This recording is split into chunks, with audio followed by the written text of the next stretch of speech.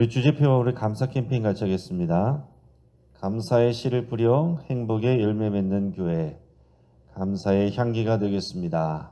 감사의 꽃을 피우겠습니다. 감사의 열매를 맺겠습니다. 아멘. 이번 주 묵상 말씀 마태복음 5장 24절 우리 세 번 같이 합니다. 예물을 제단 앞에 두고 먼저 가서 형제와 화목하고 그 후에 와서 예물을 드리라. 예물을 제단 앞에 두고 먼저 가서 형제와 화목하고 그 후에 와서 예물을 드리라. 예물을 제단 앞에 두고 먼저 가서 형제와 화목하고 그 후에 와서 예물을 드리라. 아멘. 하나님께서 오늘 우리에게 주시는 말씀은 열왕기하 12장 1절에서 21절까지 말씀입니다. 열왕기하 12장 1절에서 21절까지 말씀을 오늘 본문을 통해서 어부바 신앙이라는 제목으로 말씀의 은혜를 같이 나누겠습니다.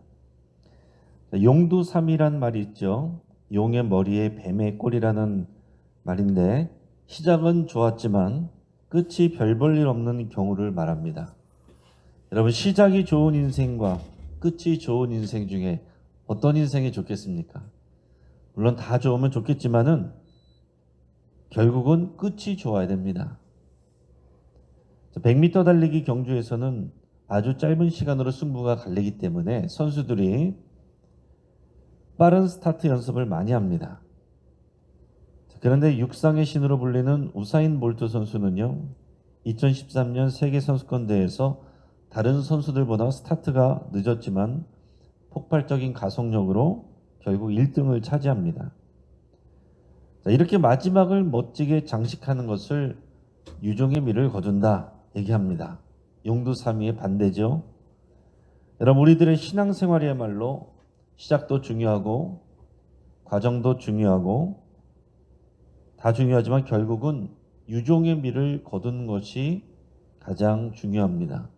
저도 어릴 때부터 항상 기도하는 것이 하나님 앞에 섰을 때에 또 칭찬받기를 그렇게 기도합니다. 여러분, 이 땅 가운데서 정말 열심히 일하고 또 존경받던 사람들이 말년에 노년에 가서 넘어지거나 시험 들거나 또 사람들에게 또 욕을 먹는 일들이 종종 있습니다. 얼마든지 우리도 그럴 수 있기 때문에 우리는 넘어질까 두려워하며 삼가하며 우리가 하나님 앞에서 유종의 미를 거둘 것을 여러분 간절히 또 바라시고 또 거기에 매진하셔야 됩니다. 자, 그런 점에서 어린 나이에 왕이 된 이 요아스는 안타깝게도 용두삼이 인생이 되고 말았습니다. 특히 그의 영적인 멘토였던 제사장이자 고모부인 여호야다가 살아있는 동안에는, 그래서 그 옆에서 교훈해주는 그 동안에는 왕으로서 또 신앙인으로서 잘했지만 여호야다가 죽고 난 다음에는 자신의 신앙도 지키지 못하고 왕으로서 악행을 저질렀습니다. 그래서 결국 비참한 죽음으로 마무리하게 돼요. 자, 놀라운 하나님의 기적과 은혜를 경험했는데 자신의 믿음으로 끝까지 신앙의 여정을 완주하지 못했습니다. 우리 신앙의 여정을 끝까지 완주하는 것이 얼마나 중요한 것을 다시 한번 생각하는 오늘 이 시간이 될 수 있길 바랍니다.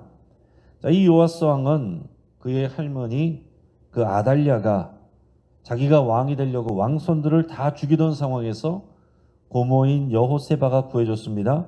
그리고 그 남편 제사장 여호야다와 함께 성전에 숨겨져서 6년 동안을 양육받은 덕분에 7살이 된 어린 나이에 그 여호야다의 수고의 덕분에 왕이 될 수 있었습니다. 하지만 나이가 어리기 때문에 어릴 적에는 제사장 여호야다가 많이 도와줬습니다. 요아스는 예루살렘에서 오늘 성경에서 보면 40년을 통치하였다라고 그랬어요. 오늘 1절 2절 말씀에 같이 읽겠습니다. 예후의 제7년에 요아스가 왕이 되어 예루살렘에서 40년간 통치하니라. 그의 어머니 이름은 시비아라 브엘세바 사람이더라. 요아스는 제사장 여호야다가 그를 교훈하는 모든 날 동안에는 여호와 보시기에 정직히 행하였으되. 아멘. 자, 1절에서 예후의 제7년에 자, 북이스라엘은 하나님께서 예후를 세우셔서 아합 왕가를 처단하게 하셨고 또 이 아래쪽에서는 7년 후에 이 요아스가 7살일 때 왕이 되게 하셨습니다. 여호야다를 통해서 이제 정리를 하셨어요. 그래서 하나님께서는 이제 남과 북을 새롭게 만들어 가시는데 2절에서 보면 여호와스는 제사장 여호야다가 그를 교훈하는 모든 날 동안에는 그러니까 여호야다가 살아서 옆에서 교훈해주고 또 격려해주고 지도해주고 그럴 때는 여호와 보시기에 정직히 행하였으되 이렇게 말하고 있습니다. 그 다음은 그렇지 않았다는 얘기예요. 자, 한마디로 말하면 그래서 제가 요아스의 신앙을 어부바 신앙이라고 표현을 한 겁니다. 어부바 신앙. 아이가 부모에게 업혀서 지내는 그런 것처럼 요아스의 신앙이 여호야다에게 업혀서 지내는 그런 아이의 신앙으로 끝났다라는 얘기입니다. 자기의 신앙으로 자라가야죠. 자기가 걸어가고 자기가 뛰어가고 자기 신앙으로 자라가야 되는데 이 요아스의 신앙이 여호야다의 신앙이 엎혀갔다는 얘기입니다.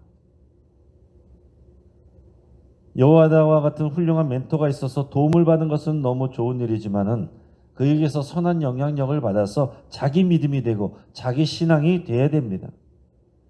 언제까지 여호야다가 지켜줄 수가 없어요. 언제까지 여호야다가 옆에서 교훈해 줄 수가 없는 겁니다. 그래서 여호야다가 죽은 이후에는 요아스가 하나님 앞에서 올바르게 통치하지 못했다 하는 사실입니다. 근데 목회하다 보면 주변에서 그런 분들을 심심치 않게 봅니다.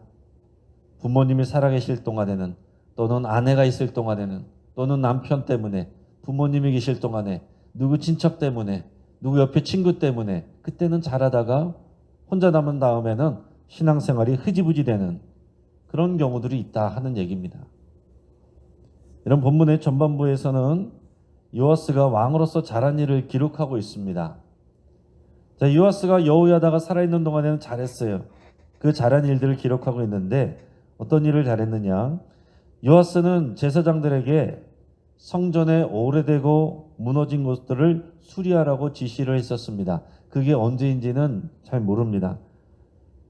그런데 요아스가 통치한 지 23년이 되도록 제사장들이 성전을 수리하지 않고 있었다라고 그랬습니다. 통치한 지 23년이 됐으니까 이제 30살이 됐겠죠. 그때 제사장 여호야다마저 이 일에 대해서 특별한 조치를 취하지 않고 있었던 겁니다. 그래서 요아스는 모든 제사장들을 불러서 이 성전 수리와 관련된 이 절차를 고치도록 했어요. 7절 8절 말씀을 우리 같이 읽겠습니다. 요아스 왕이 대제사장 여호야다와 제사장들을 불러 이르되 너희가 어찌하여 성전의 파손한 데를 수리하지 아니하였느냐? 이제부터는 너희가 아는 사람에게서 은을 받지 말고 그들이 성전의 파손한 데를 위하여 드리게 하라. 제사장들이 다시는 백성에게 은을 받지도 아니하고 성전 파손한 것을 수리하지도 아니하기로 동의하니라. 아멘. 자, 요아스가 대제사장 여호야다와 제사장들을 모두 불러서 책망을 했습니다. 성전에 파손된 것을 왜 지금까지도 고치지 않는가? 책망을 했어요. 그 이면에는 제사장들이 백성들에게서 직접 그 봉헌물인 은을 받아서 관리하는 그 과정에서 무언가 투명하게 처리되지 않았음을 암시하고 있습니다.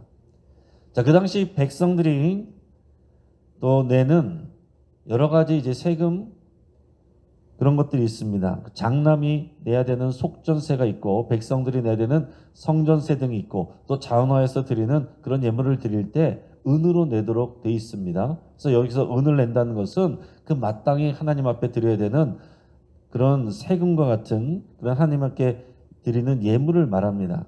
은으로 예물을 드리게 돼 있는데 이 은으로 반세개씩 내는 이것을 이제 세금과 같은 이제 성격이 되는데 이것을 제사장들이 직접 받았다라는 거예요. 직접 받아서 관리를 했습니다. 근데 그 과정에서 제사장들이 관행적으로 자신들의 사례로 챙겼거나 아니면은 성전 보수보다는 자신들이 정해서 다른 곳에 쓰거나 재정 확보 그 자체를 중요하게 여겼을 수 있다는 얘기예요. 따라서 요아스는 제사장들에게 앞으로는 백성들에게 직접 은을 받지 않도록 했습니다. 손을 떼라는 얘기죠. 그리고 파손된 성전을 보수공사하는 일에도 관여하지 않도록 했습니다. 제사장들도 여기 동의를 했어요. 사실은 이것은 놀라운 일입니다. 여러분, 제사장들의 입장에서는 굉장히 기분이 나쁠 수 있는 일입니다. 쉽게 말하면 재정권을 내려놓으란 얘기거든요. 재정에 관한 권한을 내려놓으란 얘기거든요. 상관하지 말란 얘기입니다.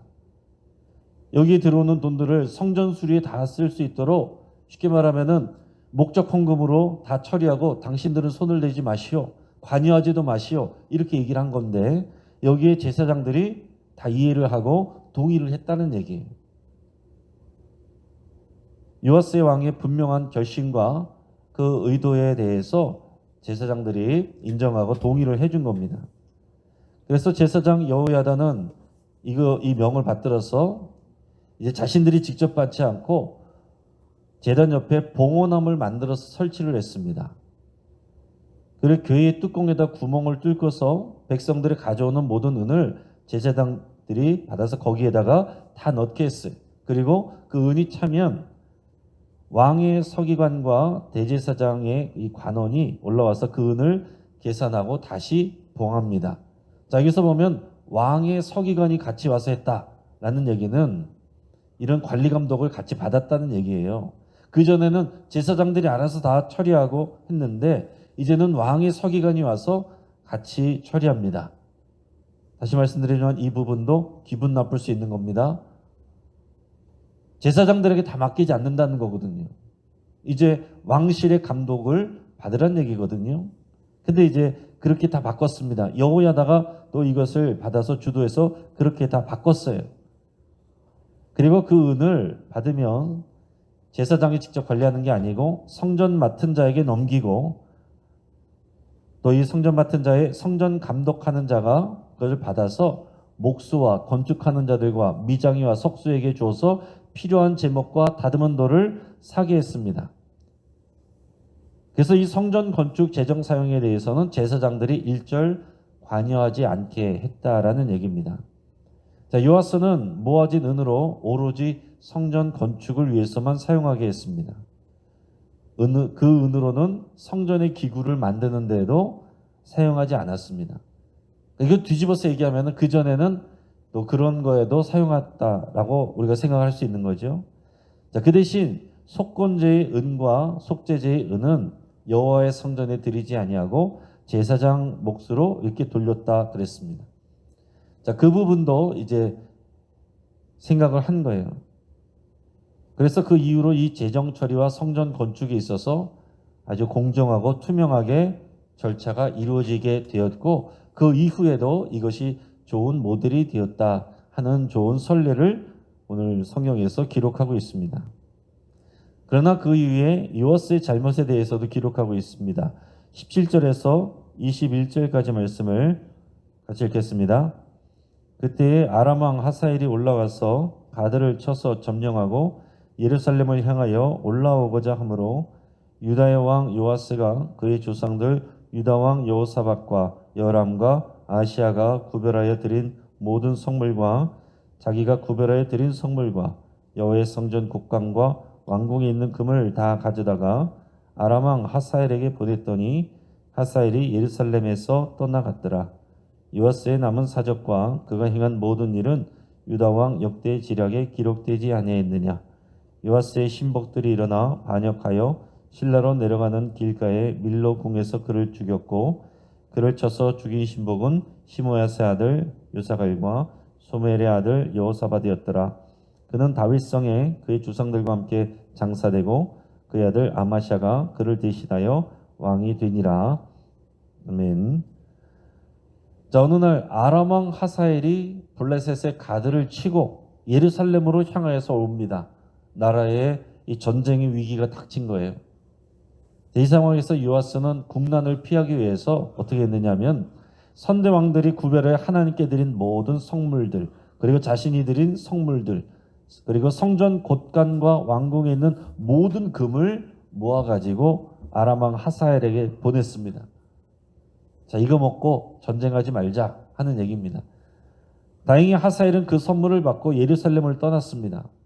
그래서 이 내용만 있는 것을 보면 요아스가 나라의 위기를 막았구나 이렇게 우리가 볼 수도 있지만, 하지만 그 결국 원인은 하나님과의 관계에 있어서 왕인 요아스가 올바르게 서지 못했기 때문입니다. 하나님의 약속은요, 다윗 언약은 이 왕이 하나님 앞에 그 말씀 안에서 성실할 때, 하나님을 온전히 경외할 때 국방도 하나님께서 책임져 주시고 경제도 책임져 주시고 나라의 안녕과 건강도 책임져 주시는 겁니다. 근데 하나님 앞에서 이 왕이 신앙 가운데 서지 못하니까 이런 국난도 생기는 것이고, 자기 이익을 위해서 하나님을 온전히 신뢰하지 못하다가 결국에는 이런 상황이 되면 모든 재물도 다 털어버리게 되는 이런 결과가 오게 된다 하는 얘기입니다. 그 원인을 오늘 3절에서 또 볼 수 있습니다. 우리 앞으로 와서 3절 말씀을 같이 읽겠습니다.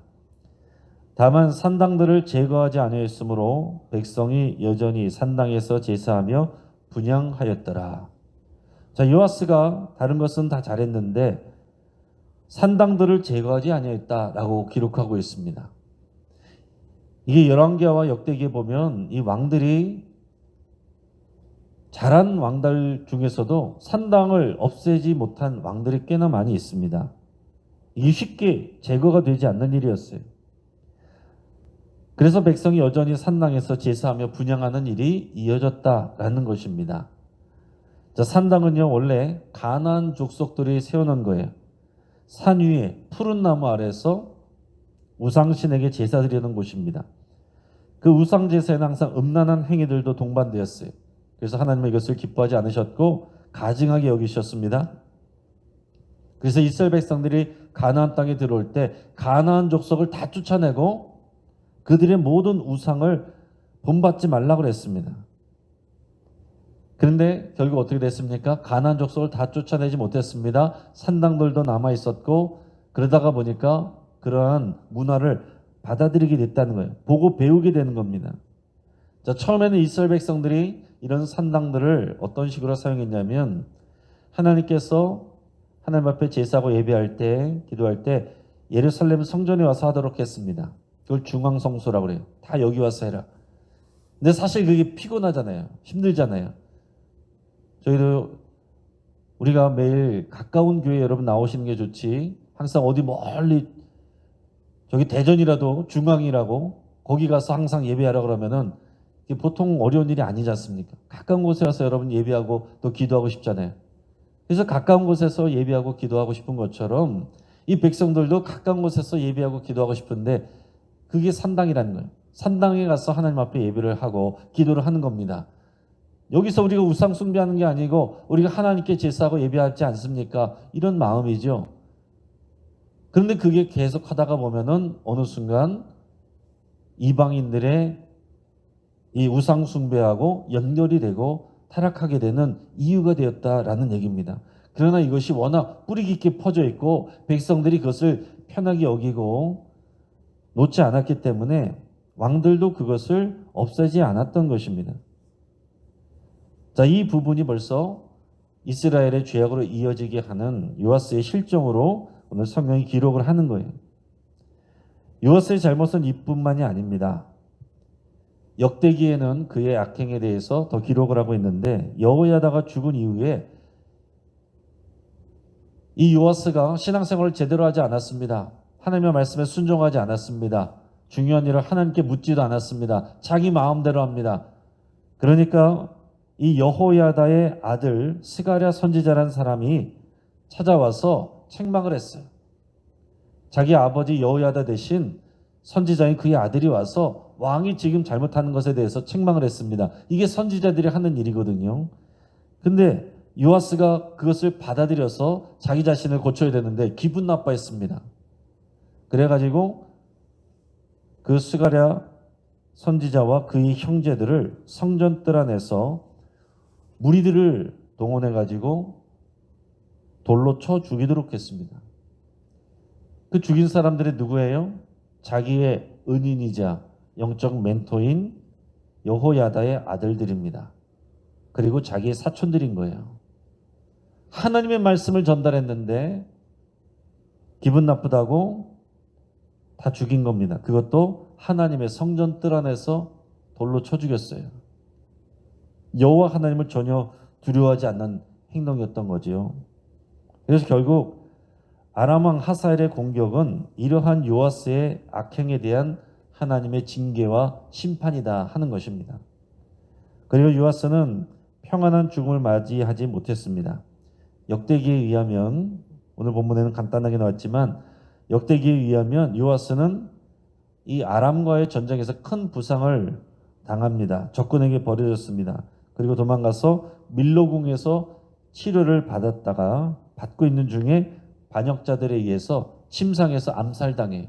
오늘 본문에서도 이 요아스를 암살한 두 사람의 이름이 나오는데 결국 그들의 암살은 자신이 한 악행에 대한 이 보복이었습니다. 그리고 오늘 본문에서 보면 요아스는 다윗성에 장사되었지만 왕실의 묘실에는 들어가지 못했습니다. 자, 그 명예를 잃어버렸습니다. 비참한 최후를 맞이했습니다. 그리고 마지막 오늘 본문의 마지막 보면 그러나 그의 아들 아마샤가 그를 대신하여 왕이 되니라. 하나님께서 그래도 다윗 언약을 지키시고 그 등불이 꺼지지 않도록 왕위가 이어지도록 하나님은 은혜를 베푸셨습니다. 자, 이렇게 하나님의 은혜로 생명을 건지고 왕이 되었던 요아스는 그의 인생을 멋지게 장식할 수 있었지만은 제사장 여호야다가 살아서 교훈하는 동안에만 신앙생활을 잘했고 여호야다가 없는 동안에는 그 다음부터는 하나님을 경외하지 않고 자기 마음대로 악행을 저질렀다가 말년에 비참한 최후를 맞이하고 말았습니다. 이제 말씀을 정리합니다. 여러분, 신앙의 여정은 달리기와 같습니다. 스타트도 중요하고 과정도 중요하지만 결말이 가장 중요합니다.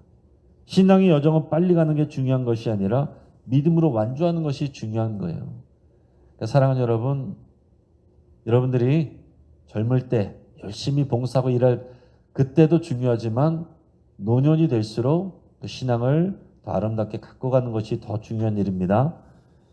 요아스의 신앙은 어부바 신앙이었어요. 멘토인 여호야다에게 엎혀서 지낸 신앙이었습니다. 여호야다가 죽고 난 후에는 실정과 악행으로 비참한 인생의 결말을 맞이하게 됩니다. 오늘 본문을 통해서 우리 자신을 돌아볼 수 있기 바랍니다. 우리의 신앙의 경주는 어떠한가? 인생의 목적지를 분명히 바라보고 우리가 힘차게 나아가고 있는가? 아니면 과거를 회상하면서 멈춰서 있진 않는가? 아니면 넘어져 있진 않는가? 길을 벗어나 있진 않는가? 뒤돌아보고 있진 않는가? 아니면 누군가의 신앙에 엎여 지내고 있는 어부바 신앙은 아닌가? 오늘 자신의 믿음으로 신앙의 경주를 잘 완주하기를 주의 이름으로 축복합니다. 같이 한번 기도하겠습니다. 오늘 말씀을 붙잡고 함께 기도할 때에 오늘 인생의 목적을 향해서 힘있게 달려가기로 여러분 결단할 수 있기 바랍니다. 여러분, 신앙생활은 철로 역정이라고 그랬습니다. 편안하고 쉽게 가는 게 아닙니다. 여러분, 마음에 결단을 하시고 마음을 강하고 담대하게 하며 우리 마음을 결정하시고 우리 하나님을 향하여 하나님 나라를 또 우리의 맡겨주신 사명을 향하여 달려가기로 여러분 결단하시고 기도하시기 바랍니다. 신앙생활 중에 우리가 넘어질 만한 또 실망할 만한 낙심할 만한 일이 언제든지 있을 수 있습니다. 그러나 우리가 언제나 하나님께 의지하고 잘 회복되어 우리가 사명의 길을 달려가겠다고 여러분 결단하고 기도하시기 바랍니다. 요아스가 했던 선행처럼 또 우리 삶에서 고쳐야 될 부분이 무엇인지 묻고 또 해결할 수 있기를 위해서 함께 기도하기 바랍니다. 우리 환우들과 여러분들의 치유를 위해서 여러분들의 문제 해결을 위해서 여러분 같이 기도하시고 또 예수 제자 훈련을 위해서 함께 기도할 때에 우리 교회의 모든 중직자들과 성도님들이 신앙으로 더욱 성장하기를 위해서 함께 기도하겠습니다. 이 시간 주여 한번 부르짖고 합심해서 함께 기도합니다. 주여, 할렐루야. 하나님 아버지 감사를 드립니다. 하나님 아버지 오늘 말씀을 붙잡고 믿음으로